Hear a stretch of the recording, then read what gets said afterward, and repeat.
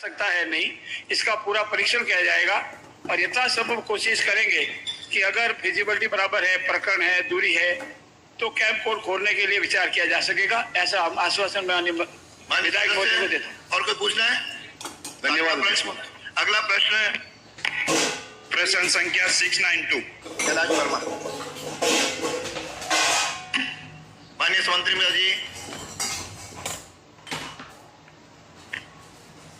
माननीय अध्यक्ष महोदय,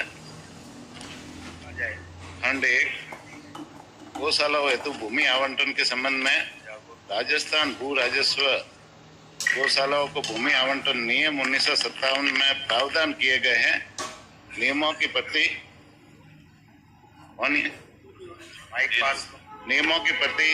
परिशिष्ट अ पर संलग्न है। खंड 2 जी हाँ, राज्य सरकार द्वारा गौशालाओं के लिए अनुदान राशि दी जाती है। जी हाँ, चारे की बढ़ी हुई दरों को देखते हुए राज्य सरकार द्वारा वित्तीय वर्ष 2022-23 से गौशालाओं में संधारित गोवंश के भरण पोषण हेतु दी जा रही सहायता राशि की अवधि 180 दिवस से बढ़ाकर 270 दिवस की जा चुकी है। वर्तमान में बड़े गोवंश हेतु 40 रुपए और छोटे गोवंश हेतु 20 रुपए प्रति गोवंश प्रतिदिन की दर से सहायता राशि 270 दिवस की दिए जाने का प्रावधान है।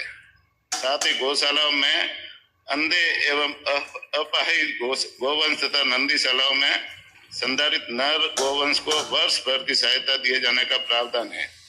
पात्र गौशालाओं का अनुदान वित्तीय संसाधनों की उपलब्धता अनुसार बढ़ाया जाता है।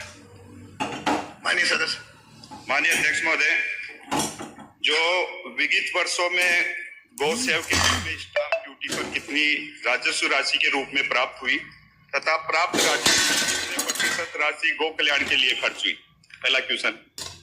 इसके बारे में पूरा क्वेश्चन, क्योंकि जिस तरीके का पूरे राजस्थान के अंदर पंचायत स्तर के ऊपर गौशालाओं का अनुदान और गौशालाओं का रखरखाव, भूमि आवंटन से लेके हम पंचायती स्तर के ऊपर कलेक्टर से यहाँ से गौशालाओं को जो अनुदान मिलता है, ये सब कुछ होने के बाद में अगर सरकार गौ सेवा राजस्व 100% उपयोग हेतु गौ कल्याण के लिए विचार रखती है, तो फिर पंचायती स्तर के ऊपर जो जमीन अलॉटमेंट होती है, सब लोग कहते हैं कि आज दिन तक जितनी सरकार है, आजादी के बाद में जितनी सरकारें आई है गई है, चाहे वो कांग्रेस की सरकार हो, भारतीय जनता पार्टी की सरकार हो, हर सरकार ने किसी प्रकार की फ्लेक्सिब योजना गौशालाओं के लिए लेके आए।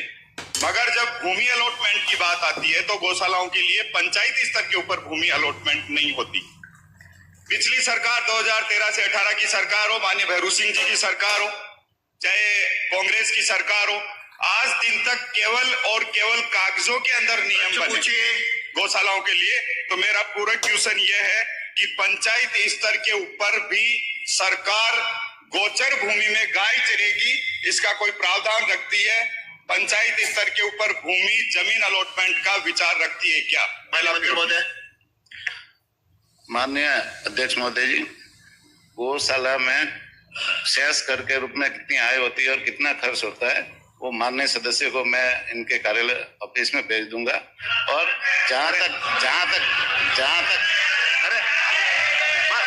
माननीय सदस्य कार्यालय में बता देंगे। आपका प्रश्न नहीं है, माननीय सदस्य, सीधा मेरे से बात करेंगे। आपका प्रश्न नहीं है माननीय सदस्य, मैं इनके कार्यालय में बता दूंगा। माननीय सदस्य, मैं पूछूंगा, आप बैठोगे, आपके इनको आपको कोई अनुमति नहीं है, बिना अनुमति के बोलना मना है।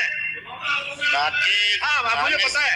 माननीय सदस्य को ये बताना चाहूंगा कि पंचायत स्तर पर आश्रय स्थल गौशाला खोलने का सरकार की योजना चल रही है, उसमें भूमि आवंटन के भी नियम है और हर पंचायत स्तर पर गौशाला खोलने के प्रावधान है। पंचायत समिति स्तर पर नंदीशाला खोलने के प्रावधान है, उसमें भी भूमि आवंटन के नियम है और वो नियमों के तहत एप्लीकेशन लगाए तो निश्चित रूप से सरकार हर पंचायत स्तर पर गौशाला खोलने के लिए बाध्य है और सरकार उसके पूरी मदद करेगी। कोई ऐसी पंचायत नहीं रहे। आप लोग सारे माननीय सदस्यों से भी आग्रह करना चाहूंगा कि अपने अपने क्षेत्र में ज्यादा से ज्यादा गौशाला खोलने के प्रस्ताव लाए। हम सरकार पूरी तरह से गौशाला के प्रति समर्पित है। अगला आप एक पूरे क्वेश्चन और है आपका। माननीय अध्यक्ष महोदय, आपकी अनुमति से मेरा दूसरा जो पूरक क्वेश्चन है, माननीय मंत्री महोदय ने जिस तरीके का जवाब दिया इससे मैं बिल्कुल संतुष्ट भी हूँ और सरकार विचार भी रखती है। मगर पिछली बार तो सरकार थी कांग्रेस की, बैठिए और हो गया जिस तरीके से जो लंपी के अंदर गायें मरी, आपने तो पूरे आंकड़े छुपाए माननीय अध्यक्ष महोदय। पूरे राजस्थान के अंदर जो गौ की दशा हुई, कम से कम सरकार वो आंकड़े भी सदन की मेज के ऊपर रखे ताकि राजस्थान की जनता को ये पता तो चले कि लंपी के अंदर गायें मर रही थी, सरकार होलियों के अंदर मौज कर रही थी। कम से कम सरकार होते हुए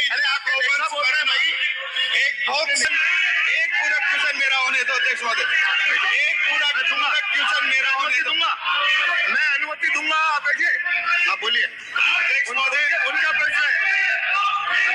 प्रश्न है, बोलिए। मेरा पूरा क्वेश्चन अध्यक्ष महोदय कि पिछली, अरे मैं बुलाऊंगा, कह दिया मैं बुलाऊंगा, पिछली सरकार के समय जब लंपी की बीमारी आई और लंपी की बीमारी के दौरान पूरे प्रदेश भर के अंदर जो गौशालाओं की दुर्दशा हुई, इतनी गायें मर गई उस समय,